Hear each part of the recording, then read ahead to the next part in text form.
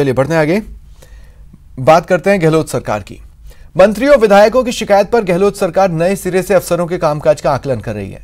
मुख्यमंत्री कार्यालय कलेक्टरों की कार्यप्रणाली का फीडबैक ले रहा है। पंचायत चुनावों में हार वाले जिलों के मंत्रियों और विधायकों ने हार के लिए कलेक्टर्स को जिम्मेदार ठहराया था।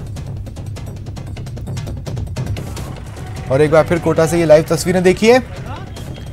अजय माकन हाड़ौती के दौरे पर हैं और ये लाइव तस्वीरें आप देख रहे हैं। गाड़ी पर जो फूल मालाएं हैं वो ये बता रही हैं कि किस कदर कांग्रेस कार्यकर्ताओं ने उत्साह के साथ अजय माकन का स्वागत किया है। साथ ही कुछ कागज भी जो आपको दिखाई दे रहे हैं, जाहिर तौर पर अपनी मांगों से जुड़े ज्ञापन लेकर लोग पहुंचे हैं और वो चाहते हैं कि अजय माकन उनकी बातों को सुने, उनकी बातों को जाने। इस ज्ञापन के जरिए अपनी बात उन तक पहुंचाने की कोशिश भी कार्यकर्ताओं ने की, जो कि सफल रही। अजय माकन ने उन पेपर्स को लिया भी है।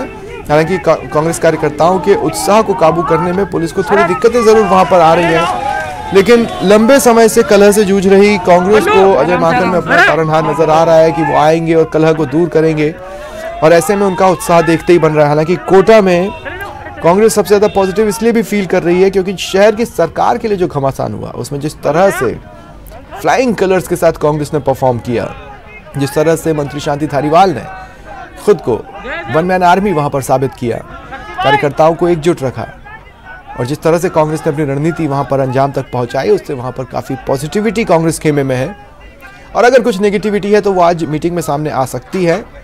बहरहाल ये लाइव तस्वीरें आप अपनी टीवी स्क्रीन पर देख रहे हैं और चूंकि अजय माकन पहुंच चुके हैं, इसका मतलब है कि थोड़ी ही देर में वो नेताओं से मिलने का सिलसिला भी शुरू कर देंगे।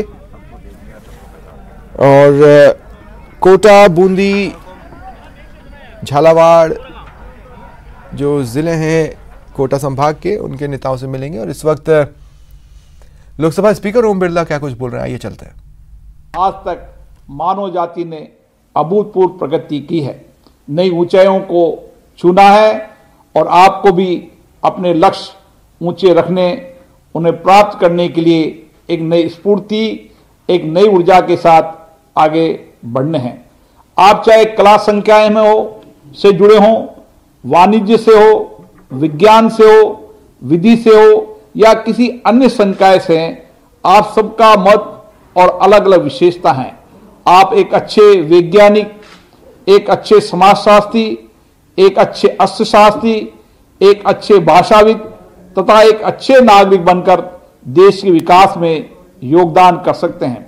देश के नागरिकों की समृद्धि के लिए, उनका जीवन बेहतर बनाने के लिए कार्य कर सकते हैं।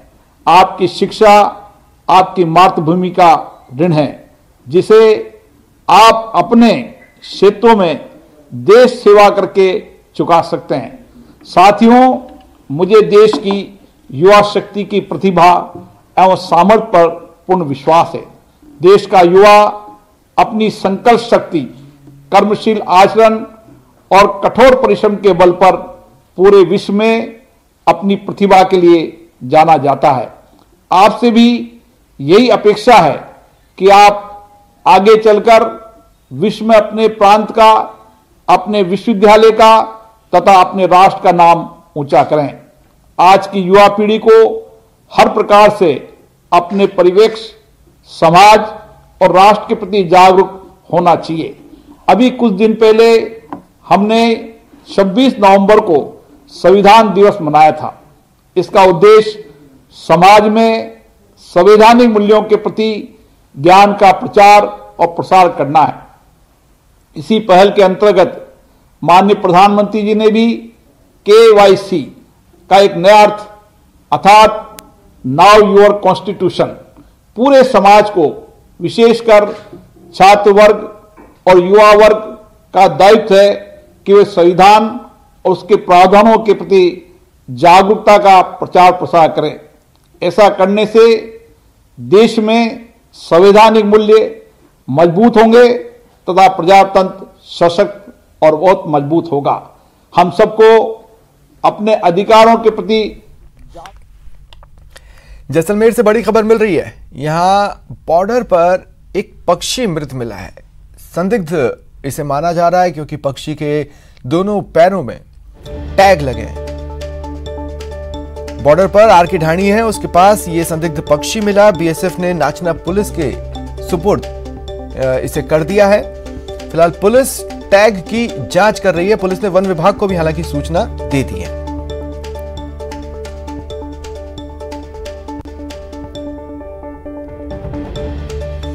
तस्वीरें देखिए आप अपने टीवी स्क्रीन पर। एक पक्षी मृत अवस्था में बॉर्डर के आरके ढाणी के पास मिला है और उसके दोनों पैरों में टैग लगे हैं। फिलहाल पुलिस जांच कर रही है कि आखिर ये टैग है क्या इसके पीछे किसी तरह के संदेश देने की कोशिश तो नहीं है, क्योंकि मामला संदिग्ध है, इसलिए वन विभाग को भी सूचना हालांकि दी गई है।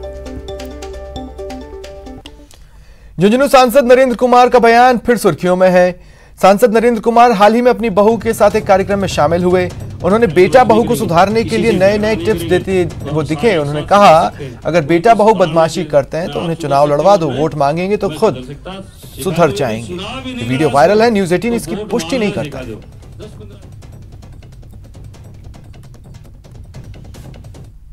झुंझुनू के खिरोड़ से एक वीडियो वायरल हो रहा है जिसमें जमीन विवाद को लेकर दो पक्ष मारपीट कर रहे हैं। ये वीडियो 3 दिन पुराना बताया जा रहा है।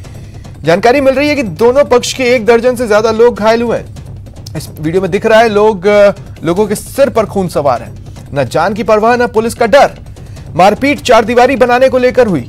बताया यह भी जा रहा है कि ये एक ही परिवार के 2 लोग हैं जिनके बीच पुश्तैनी जमीन के बंटवारे को लेकर विवाद था, जिसे कोर्ट ने हल भी किया। लेकिन एक पक्ष के लोग कोर्ट के आदेशों की पालना से पहले ही जमीन को अपने कब्जे में लेना चाहते हैं।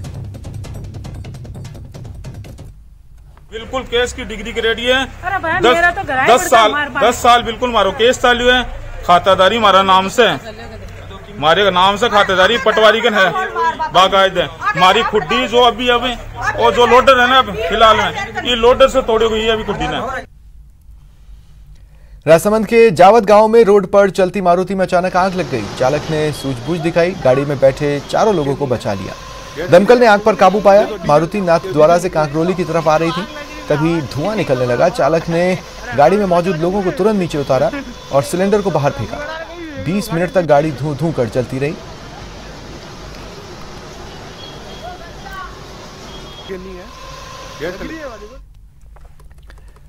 जालोर के भागली प्याऊ के पास एक हादसा हुआ। 3 लोगों की मौके पर ही मौत हो गई। 4 लोग गंभीर रूप से घायल हो गए। पजेरो से गुजरात के डीसा निवासी एक परिवार जालोर के मांडवला में जैन मंदिर में दर्शन करने जा रहा था। इसी दौरान भागली प्याऊ के पास एक कुत्ते को बचाने के चक्कर में अचानक पजेरो पलट गई।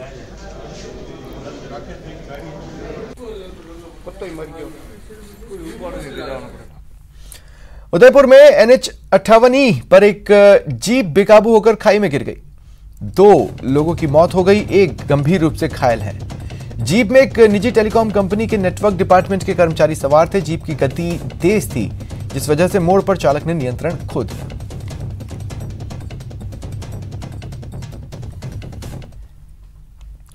जोधपुर के जवाई नहर में नहाने उतरे 6 युवक पानी में डूब गए। 4 को बचा लिया गया। 2 सगे भाइयों की मौत हो गई। जिन्हें बचाया गया उनका उपचार चल रहा है। जोधपुर के बंबा मोहल्ला निवासी फालना निवासी युवक अपने ननिहाल जवाई बांध आए। पानी के वेग कम होने की जानकारी पर सभी वहां नहाने उतर गए थे।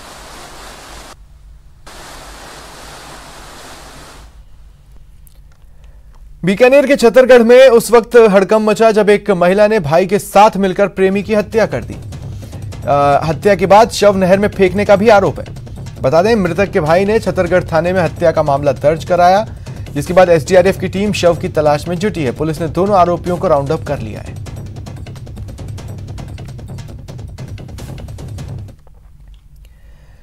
बात भरतपुर की, जहां आपसी रंजिश में एक शख्स की गोली मारकर हत्या कर दी गई। बाइक सवार बदमाशों ने वारदात को अंजाम दिया।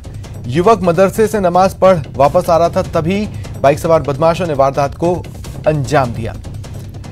बदमाश फरार हो गए। जानकारी पर पुलिस पहुंची और घायल शख्स को अस्पताल में भर्ती कराया, जहां डॉक्टरों ने मृत घोषित कर दिया।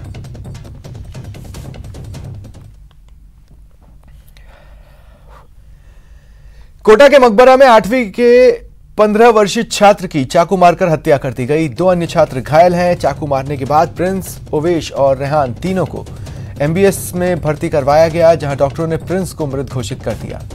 इलाके को फिलहाल पुलिस छावनी में बदल दिया गया है। एडिशनल एसपी, आधा दर्जन सीआई, 4 डीएसपी समेत 4 थानों की पुलिस और आरएसी के जवान तैनात हैं।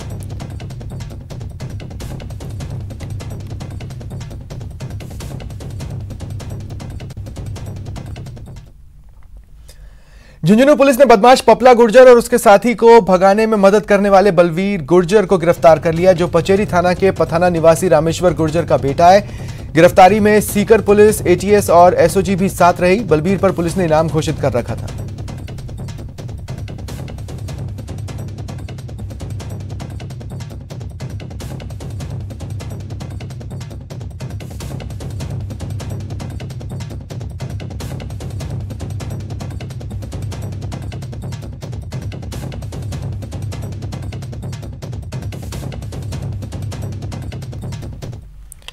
बात करते हैं चूरू की।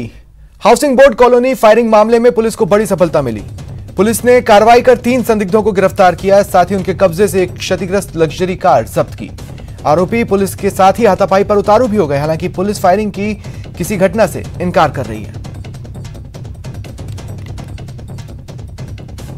डीएसटी टीम के प्रभारी अमित कुमार के द्वारा संदिग्ध अवस्था में घूमते हुए मिले थे, जिनको पूछताछ के लिए लाया गया था चौकी पे, और उसके बाद में वहाँ क्या मैं झगड़ा करने पर उतारू हो गए, इसलिए इनको मौके पर डीओ को बुलाया। तो मैं खबर कोटा से, जहां 3 स्टूडेंट्स ने ओला कैब ड्राइवर से लूट की वारदात को अंजाम दिया। तीनों ने वारदात को अंजाम दिया और फरार हो गए। पुलिस ने तुरंत एक्शन लेते हुए कुछ ही घंटों में कार बरामद कर ली। 2 नाबालिगों को भी पकड़ा। एक नाबालिग स्टूडेंट फरार बताया जा रहा है। मामले में ओला कैब संचालकों में नाराजगी है। पकड़े गए आरोपियों में सभी यूपी के मुरादाबाद के रहने वाले बताए जा रहे हैं। तलमंडी सर्किल से घर के लिए जा रहा था, तो इन्होंने हाथ देके मेरे को रुकाया। इन्होंने बोला भैया हमारे को हिंग ब्रिज घूमना है और स्टेशन छोड़ना है। तो मैं इनको लेके हिंग ब्रिज के लिए आया, तो टोल पार करने वाले उन्होंने गाड़ी रुकाई फोटो खींचने के लिए। तो 1-2 फोटो खींचने लग गए। मैं टॉयलेट करने के लिए गाड़ी से बाहर निकला। जिसमें टॉयलेट करा, पीछे से आके मेरे धक्का दिया, अरे गाड़ी लेके भाग गए थे। कितने लोग थे? ये 3 लोग थे सर। इस बात का पता चला, 100 नंबर पे कॉल आया था।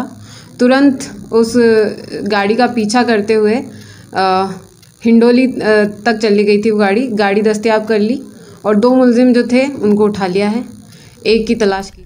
चित्तौड़गढ़ पुलिस ने सामूहिक विवाह सम्मेलन के नाम पर ठगी करने के एक आरोपी को गिरफ्तार किया है। आरोपी देवराज सिंह सामूहिक विवाह सम्मेलन के नाम पर कार्यालय चलाता था, जिसका नाम लक्ष्य ड्रीम सोसाइटी है। आरोपियों ने बैठकर 6 पक्षों से 31,500 रुपए ठगे, जबकि कुल मिलाकर 1,89,000 रुपए ठगे। विवाह सम्मेलन में पंजीयन करवाने वालों को भूखंड, बाइक, आभूषण और गृहस्थी के सामान देने का वादा किया गया था, लेकिन आरोपी रुपए लेने के बाद लगातार तारीख आगे बढ़ाते रहे। कुछ दिन बाद देवराज मौके से फरार हो गया। आरोपियों को जिला जेल से प्रोडक्शन वारंट जारी करवाकर गिरफ्तार कर लिया गया है।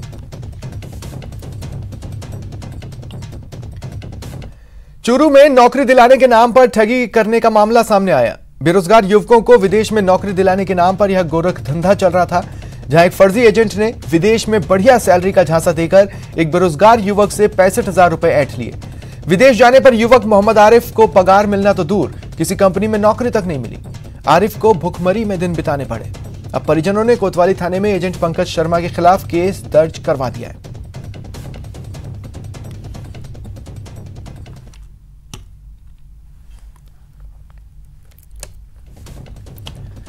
झुंझुनू के उदयपुर वाटी कस्बे में घुमचक्कर स्थित डॉक्टर विद्याधर ढाका के प्लॉट पर भूमाफियाओं की नजर है। वो किसी तरह इस जमीन को लगातार हड़पने की कोशिश कर रहे हैं, लेकिन अभी तक नाकामी ही हाथ लग रही है। जब डॉक्टर ढाका जमीन की खैर खबर लेने गए तो नगर पालिका की टीम ने यूडी टैक्स वसूलने की कार्रवाई कर डाली। डॉक्टर ढाका ने बताया कि 2 लोग फर्जी कागजों के आधार पर उनकी जमीन को हथियाने में लगे हैं। वे कई जगह गुहार लगा चुके हैं, लेकिन कोई कार्रवाई नहीं हो रही है।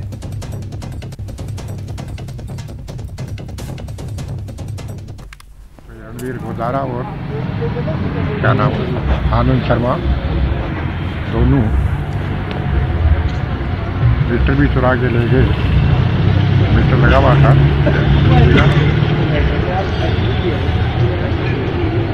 उसके बाद आकर के मैंने FIR लॉन्च करवाई।